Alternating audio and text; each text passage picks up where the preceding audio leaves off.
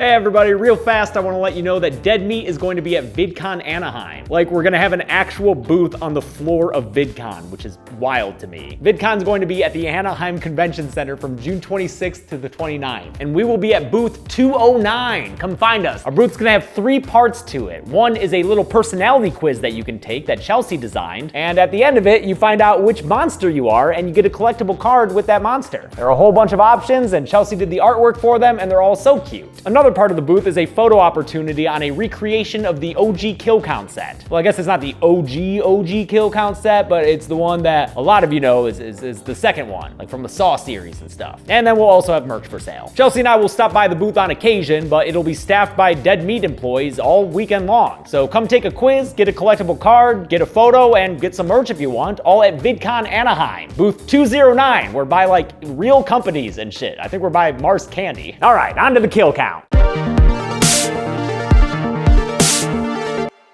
Welcome to the Kill Count, where we tally up the victims in all our favorite horror movies and show you how they were made. I'm James A. Janice, and today we're looking at Totally Killer, released on Amazon Prime in 2023. Totally Killer follows the trends set by Freaky, Happy Death Day, and It's a Wonderful Knife. Like those movies, it adds a slasher twist to a previous IP, in this case, Back to the Future. Have you seen the movie Back to the Future? Nope. But I heard it's good. Jamie Hughes is our Marty McFly, and she travels back in time to 1987 to stop a masked murderer. Totally Killer was one of my favorite horror films of last year, mostly because of how funny it is. I genuinely laugh aloud at so many of its jokes. I just love the way that they're delivered. Old people, sick people, and people with dogs.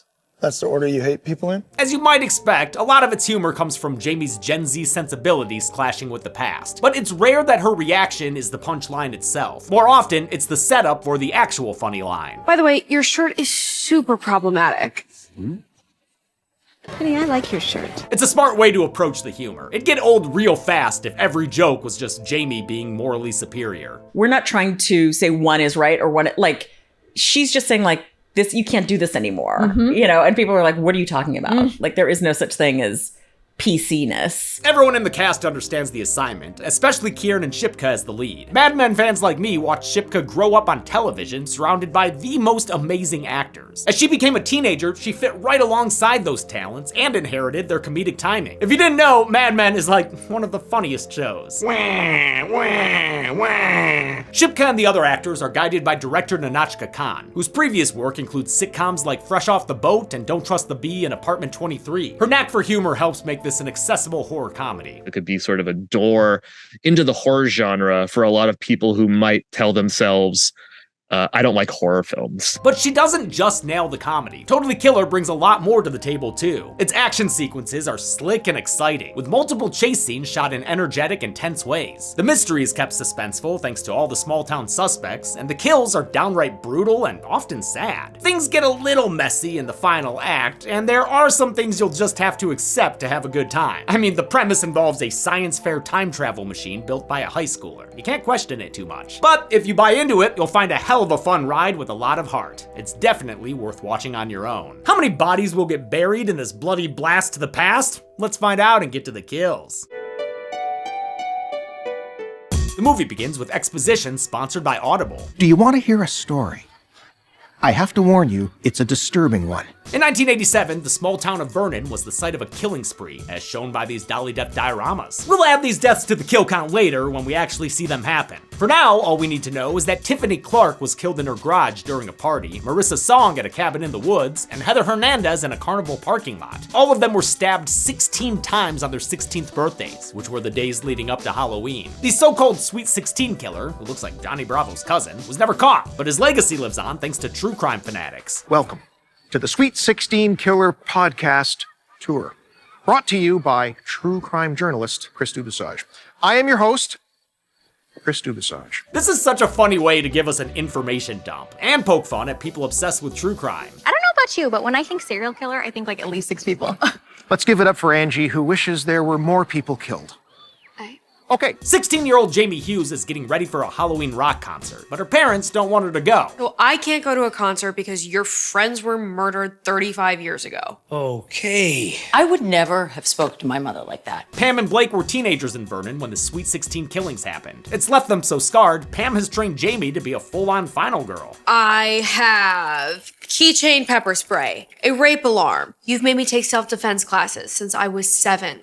You gave me a protective crystal you got from a psychic. Buff Bod Blake is played by Riverdale alum Lachlan Monroe, last seen on the kill count in Freddy vs. Jason. Pam is played by Julie Bowen, best known from Modern Family, but she was also Jack's wife in Lost and Happy Gilmore's love interest. A compromise is made with Blake as peacemaker. He agrees to chaperone Jamie for the night, leaving Pam to have a hubby-free Hubie Halloween. While she's alone, a costumed killer shows up at her door, and this ain't no trick-or-treater. It's the real deal, motherfucker! But Pam's the real deal, too. I've been worried about being murdered since I was 16. You thought I wouldn't be prepared? She does a good job kicking their ass until she gets thrown straight through the coffee table, by God! Some emergency undercouch pepper spray gives her the chance to escape, so she arms herself with a knife, causing the killer to... okay, I guess that was enough for him. Oh shit, never mind! The backdoor bluff gives the killer the upper hand. Pam tries to crawl away in full Scream style, but the killer catches up and stabs her to death, and then stabs her some more. It's actually a pretty upsetting kill with how much she's screaming.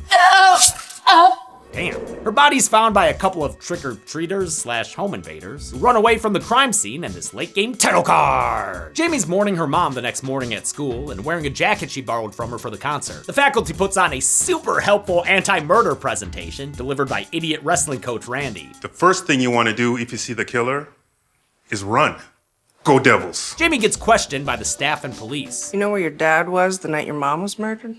Jesus, Kara, you don't want to warm up to that? Principal Doug Summers doesn't want to forego the niceties, but Sheriff Kara Lim suspects the killing may have been done by Jamie's dad in a fit of jealous rage. After all, Pam's phone records show she was texting Chris Dubasage, the podcaster we saw earlier. Jamie doesn't buy the infidelity theory and calls Kara just as useless as her dad, the sheriff who failed to find the killer 36 years ago. She does meet with Chris Dubasage, though, and asks why he was texting her mom. He explains that they were working together to finally figure out who the Sweet 16 killer was. If Chris looks familiar, it's because he's played by Canadian actor Jonathan Potts, last seen on the kill count returning Jason's belongings. It's okay, he just wanted his machete back! Jamie heads over to Billy's Boardwalk, a local amusement park that closed in 1987 after Heather Hernandez was murdered there. Now it's filled with creepy old animatronics and creepy old grounds creepers. But the school is hosting its science fair there in an effort to revitalize it. Yeah, that sounds safe. Jamie's best friend Amelia is a teen genius. Her science fair project is a straight up time machine. As with all science fair projects, Amelia got some help from her mom, Lauren. We saw her earlier when Jamie and her dad picked up Amelia for the concert. I texted her we're here. Why don't you just knock? No, Dad. It's so rude. Lauren was a teen genius too, but her big dreams have faded with age, and now she's stuck working late nights to support her kid. Amelia wants to bring life to her mother's original invention, but right now it's just a photo booth. The time machine part ain't working yet. Once it does though, she plans on going back to 1987. I just thought that if we could stop the Sweet 16 killer from killing in the first place, My mom would still be alive. Yeah, she wouldn't have been murdered by the mystery killer. I wonder who it could be. No, I don't think it's her. Oh, I see. Yeah, Jamie, you'd better run. She escapes into the boardwalk while Amelia runs for help and hides from the killer inside the time machine. She accidentally turns it on, alerting the killer to her whereabouts. During the scuffle, a missed stab sends the knife into the control panel, which is apparently just what it needed to get going. And now it's gone. When Jamie emerges from the photo booth, Billy's boardwalk is shiny and new, and also shot in the widest lens I've ever seen. Jesus Christ, why are we looking out of a fisheye all of a sudden? She pieces things together quickly, and her suspicions are confirmed by a helpful mom. What year is it? 1987. Oh my God. I know. The 80s are almost over and I haven't even tried Coke yet. Jamie's Gen Z sensibilities don't fit with this world at all. Not the carcinogenic car rides, nor the dated decor, nor how easy it is to lie her way into being a new student at the high school. You don't need to verify anything. What is this, Fort Knox? She's sent to gym class where she spots the 3 future murder victims, Tiffany Clark, Marissa Song, and Heather Hernandez. Tiffany's played by Liana Liberato, last seen on the kill count in Scream 6. She's also an immensely lovely person. Before Jamie can get her precog on, she's forced into a game of dodgeball. And ain't no foam balls here, this is 80s dodgeball. No safety, no rules. It comes as another culture shock. What the fuck? I love how this is shot like a war scene. Dodgeball is hell. It's during the game that Jamie finally spots her future mom. You're out, bitch! While she knows her mom as sweetheart Julie Bowen, pre-marriage Pam Miller is a mean mama jamma. She rocks her daughter's shit with dodgeball domination and doesn't stop slamming her even after the game is over. Maybe you should fuck off and die. Jesus, Mom. Masita. Ay. Ay, ay, ay. Turns out Pam didn't just go to school with Tiffany, Marissa, and Heather. She was the leader of the Mean Girl Clique, which was called the Mollies after Molly Ringwald. Old habits die hard, I guess, since Pam was still dressing like Molly Ringwald in 2023. By then, it seemed more quaint than cool, though. I am Molly Ringwald in the Breakfast Club. Yeah, that's great, Mom. Who? Jamie overhears their plans for Tiffany's Sweet 16 party, which is where she'll be murdered later that night. She tries to shut it down by narking to Sheriff Dennis Lim, the father of the present-day Sheriff, Kara Lim. When the cops ignore her time-traveling claims, she hunts down the time-traveling expert, Amelia's mom, Lauren, who's a student at Vernon High. Lauren buys into Jamie's story pretty much immediately. Helps that she's already theorized about time travel, and oh yeah, that Jamie has a freaking smartphone. She gives the internet age interloper a rundown of our time travel rules. Imagine that time is like a river. You got out of the river, ran upstream, and then jumped back in. Now everything keeps flowing, so whatever changes you make, they'll trickle downstream. Unfortunately, Amelia's machine is busted, meaning Jamie's stuck in the past until Lauren can build a new one. In the meantime, the two of them head to Tiffany's Sweet 16, a party that's only meant for cool kids. No nerd jewelry. Hey, it's a replica of the first microchip commemorating the dawn of personal... Yo, shut up, dork. Dorky Doug and Bouncer Randy are joined by Stoner Kara, and Jamie realizes they're the pubescent pillars of her present-day community. Doug's the future principal, Kara the future sheriff, and Randy the future wrestling coach, as articulate as he's ever been.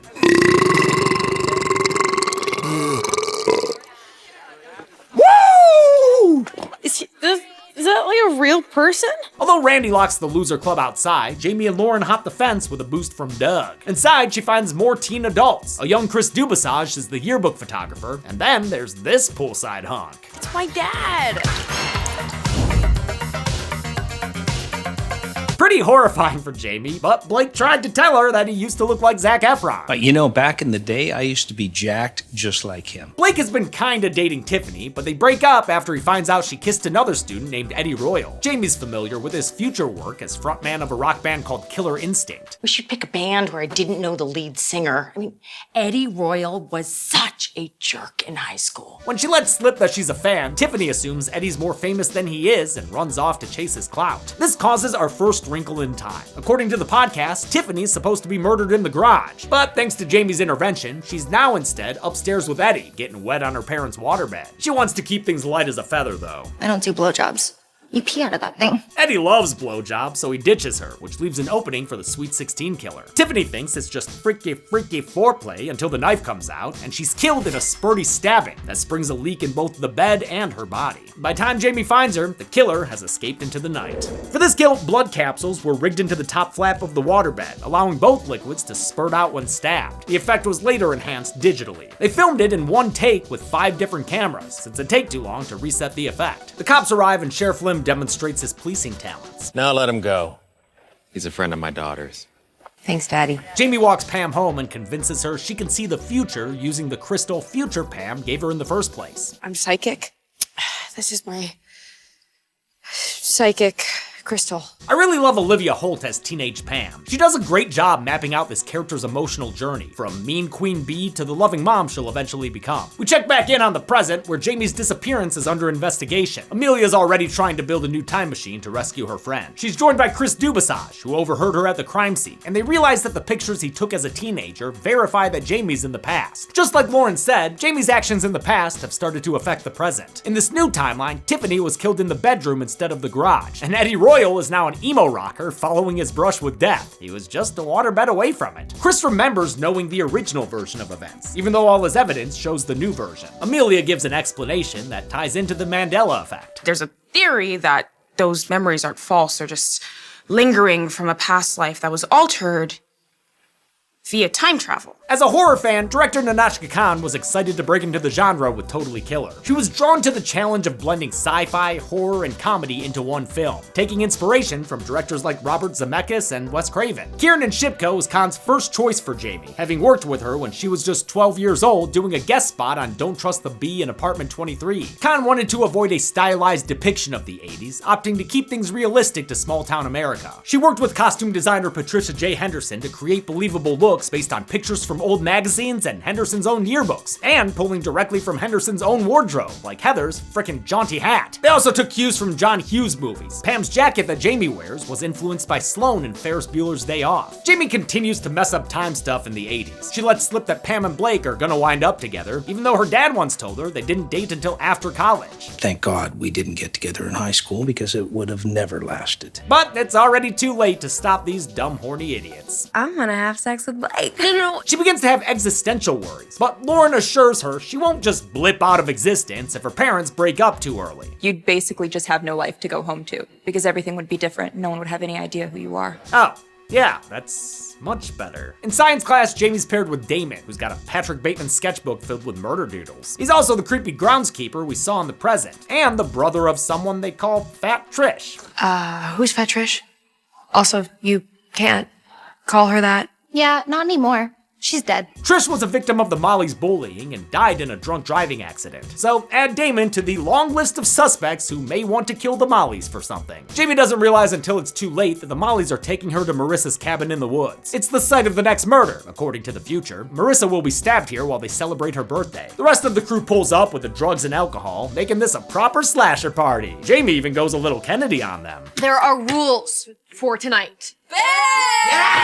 Predictably, the teens throw caution to the wind and commit to being the stereotypes they are. Jamie's trying to stay sober, but thanks to Stoner Kara, we get a classic gag. Those brownies she's been eating are actually weed brownies! And she's had like 5 of them! Whoa! This is actually one of the funniest fucking gags in the movie, though, since Jamie doesn't feel anything. Kara says her tolerance must be crazy, but nah, man, all you've got there is a bag of Regos. Like 80s Regos. This is just dirt. Look at all these twigs. It's just another example of how this movie finds funny and refreshing ways to do time travel jokes. 80s weed sucks.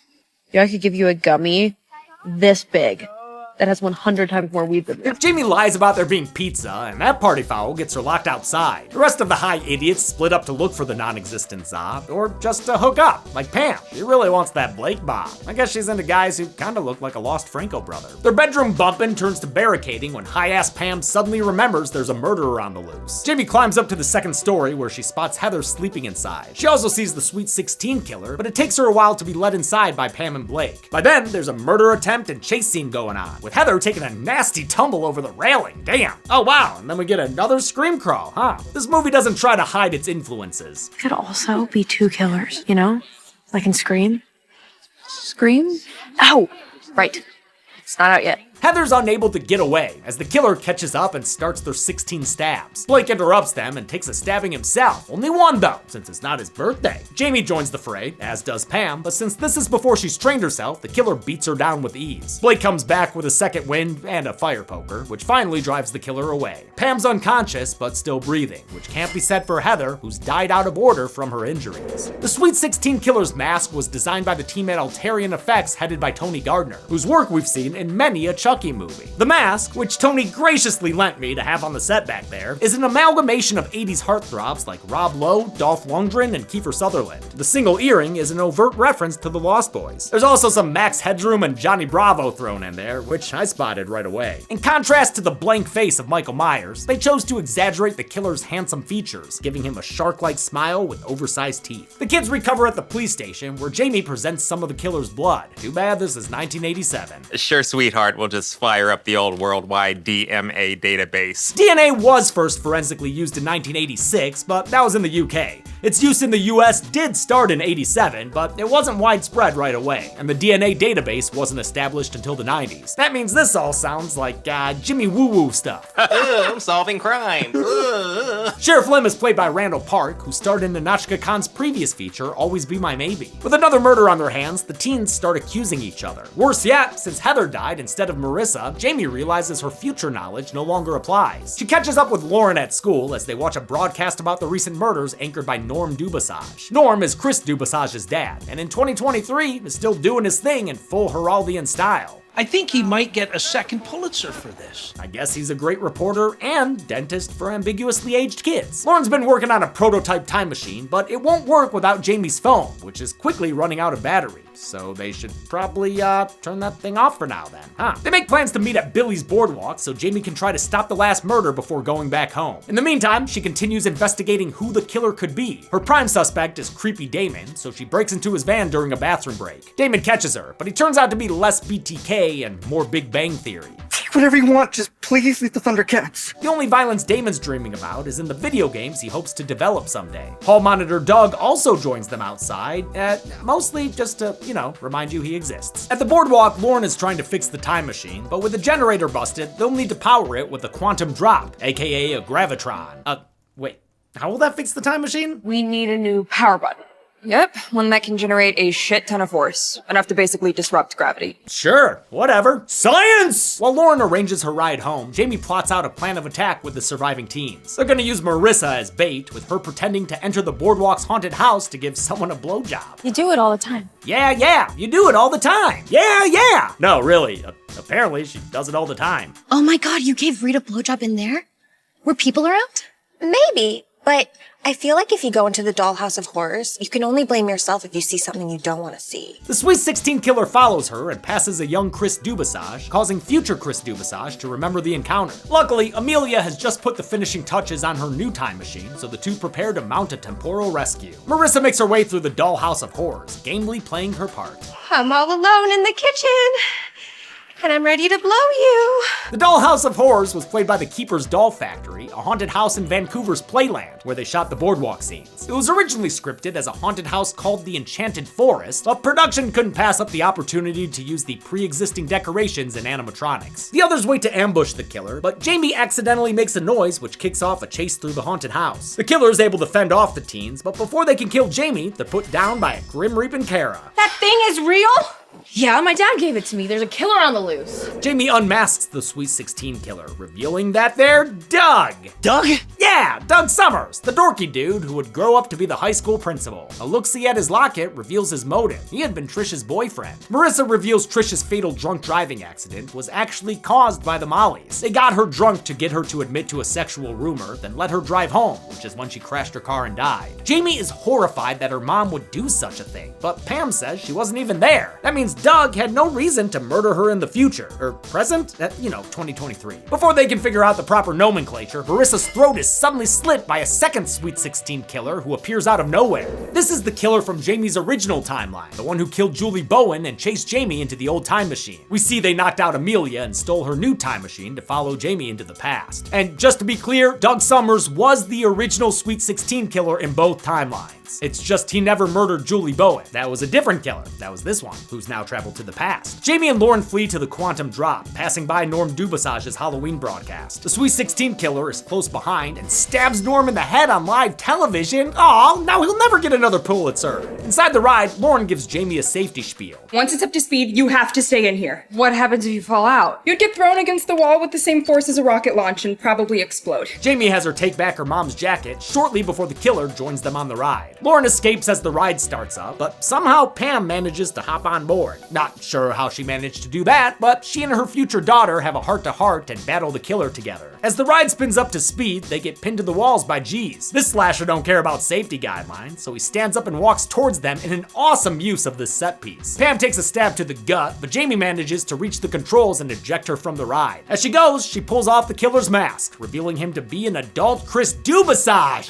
What a douche-passage. He says he murdered Jamie's mom to attract fresh attention to his murder podcast. His analytics have been low lately. I get it. That also means he just killed his own father a few minutes ago. Now that Chris won't have to deal with a piece of shit dad who cares more about his legacy than his own fucking son! Chris and Jamie battle it out in the center of the ride. He eventually gains the upper hand, but Jamie uses a convenient nail gun to put her back on top. Then she hits him with a one-liner. Enjoy the ride. And atomizes him against the side of the ride.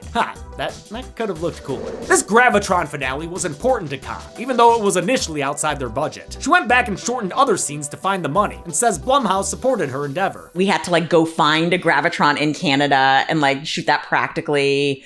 And they were down. They were down for all of it. They rented a real ride from some carnies in Canada and had it for 3 days of shooting. Since they couldn't film with the ride turned on, they used giant fans and LED ribbons with a chase sequence to simulate spinning, and wire work to pull stunt performers and actors around. Safe at last, Jamie is free to travel back to the future. She emerges on the present-day boardwalk, looking just as rusty as when she left it. Back home, she reunites with her newly living mom, who's wearing the jacket she left her in the past. It's maybe a little weird that she doesn't, recognize her, but hey, who doesn't love a happy ending? They're joined by Lauren and Amelia, who are now close family friends. Lauren takes Jamie outside to catch her up with all the things that have changed, starting with this hot guy. Who is that?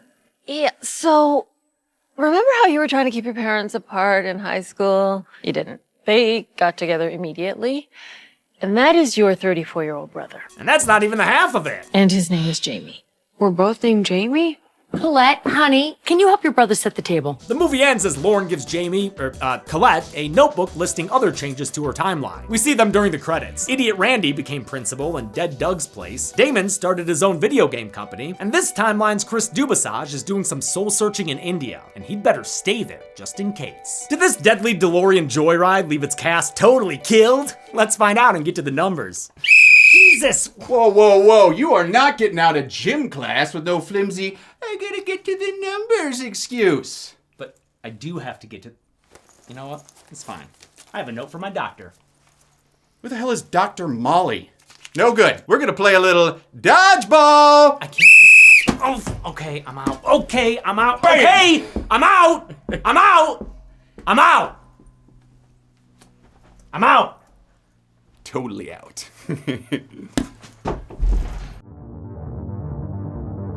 7 people died in Totally Killer. There were 3 male victims and 4 female victims, giving us a retro-red majority pie chart. We've only seen this count and breakdown once before on this show, in Ringu from late last year. With a runtime of 106 minutes, Totally Killer had a total kill on average every 15.14 minutes. I'll give the golden chainsaw for coolest kill to Marissa Song. The throat slit is sudden and bloody, and also hilarious. I didn't mention it during the kills, but Jamie had given Marissa a rape alarm to press if anything happened to her. She did, but it was too late.